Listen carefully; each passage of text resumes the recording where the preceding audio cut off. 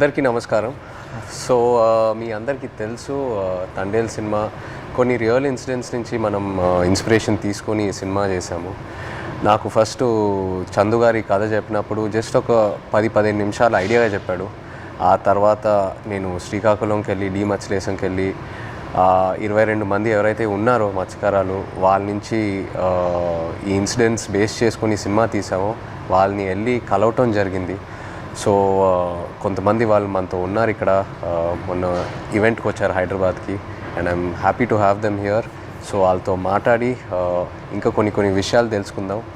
Hello, hi.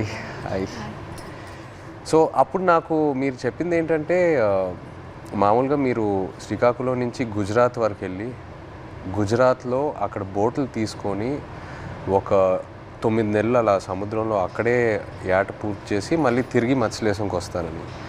ఎందుకు గుజరాత్ వరకు ఎందుకు వెళ్తారు? అంటే మామూలుగా గుజరాత్ వరకు ఎందుకు వెళ్తున్నాం అంటే కారణం ఏంటంటే ఇక్కడ మనకి జట్టీలు అందుబాటులో లేవు. ఓకే. అంటే ఇక్కడ ఏటకి వెళ్తుంటే అలలు పెద్ద కెరటాలు ఇరిగేస్తుంటాయి, దాని బోట్ల కింద ఉండిపోయి ప్రాణాలు కోల్పోతున్నాం.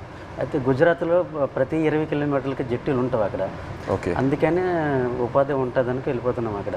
ఓకే ఓకే జీవనోపాధి. ఓకే. కష్టపడ్డానికి వెళ్ళిపోతున్నాం. సో మీరు ఒకసారి అక్కడికి వెళ్ళాక ఒక నెల రోజులు సముద్రంలోనే ఉంటారా? ఒకసారి బోట్ తీసుకున్న తర్వాత నెల రోజులు సముద్రంలోనే ఉంటారు?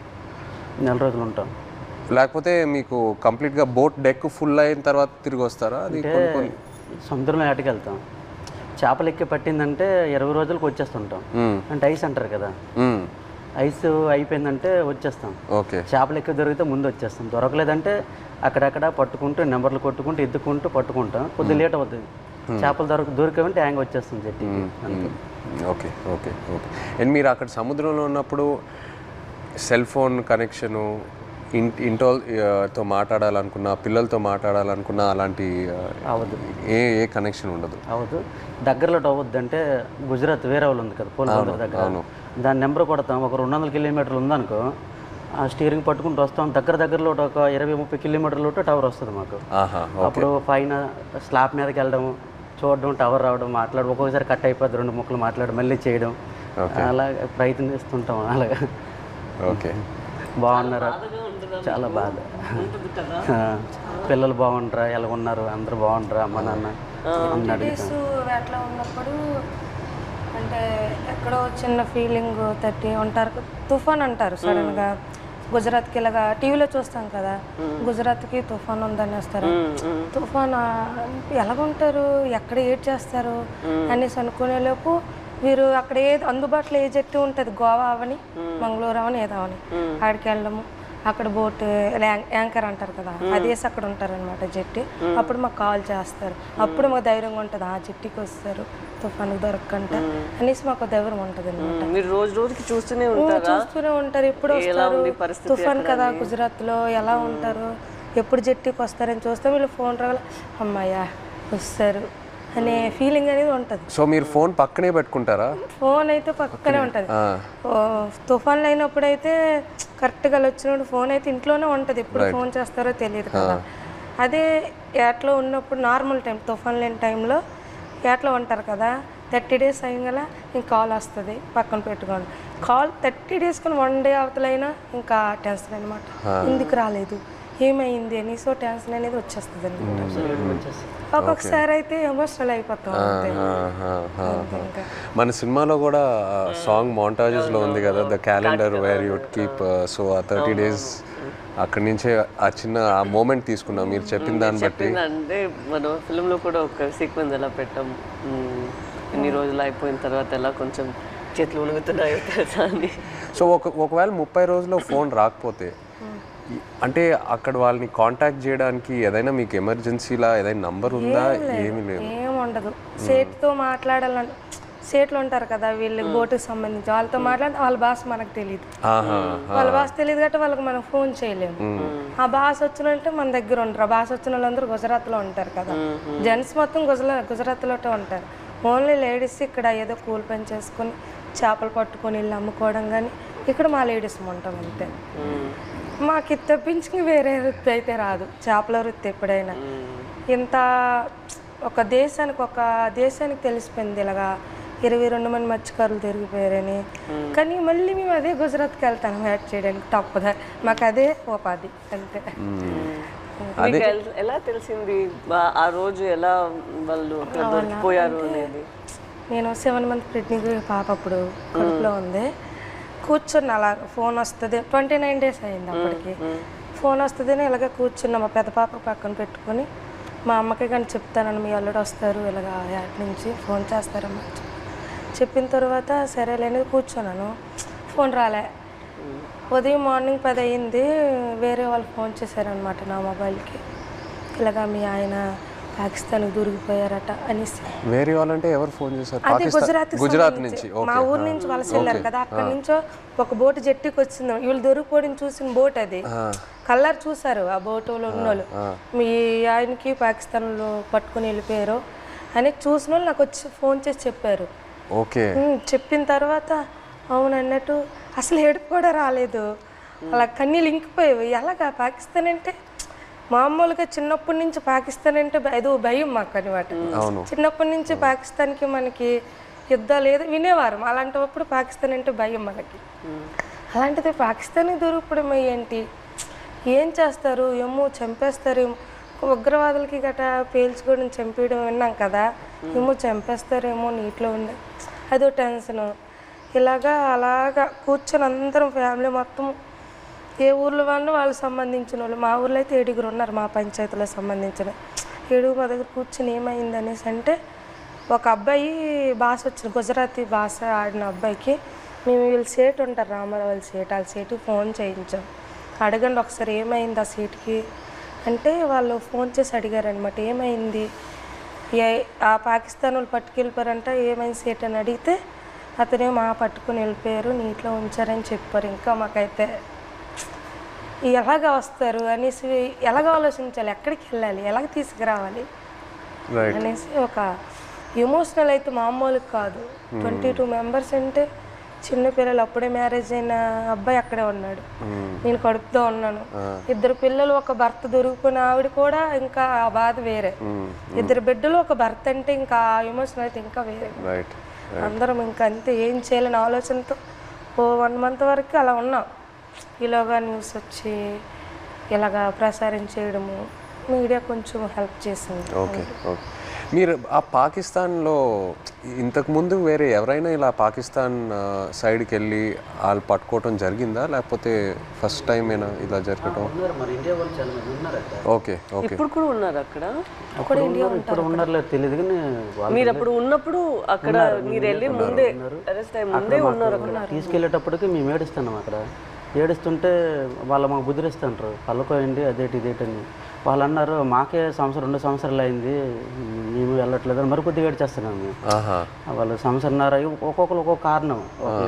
అంటే ఆధార్ కార్డులు పేర్లు రాంగు, ఒక్కొక్క పేరు అంటే ఒక బోట్లో 9 మంది ఉంటారు, వాళ్ళకి ఏదో అర్జెంట్ పని నుండి వెళ్ళిపోతారు వాళ్ళు. అంటే టిక్ పాస్లో పేరు ఉండాలి, ఎవరు కలాసి వచ్చారనుకో ఆ టిక్ పాస్ ఆఫీస్కి వెళ్ళి పేరు రప్పించుకోవాలి, పలానా రామారావు పలానా రాంబాబు అని. అది ఎవరు వెళ్ళిపోతే వాళ్ళ పేరు ఏం చెప్పేశాడు అక్కడ. మన ఇండియా నుండి హై కమిషనర్ వచ్చేటప్పుడు కొన్ని పేర్లు రాంగ్ చెప్పేస్తారు అలా, దానివల్ల ఆయన ఉండిపోయారంట అక్కడ.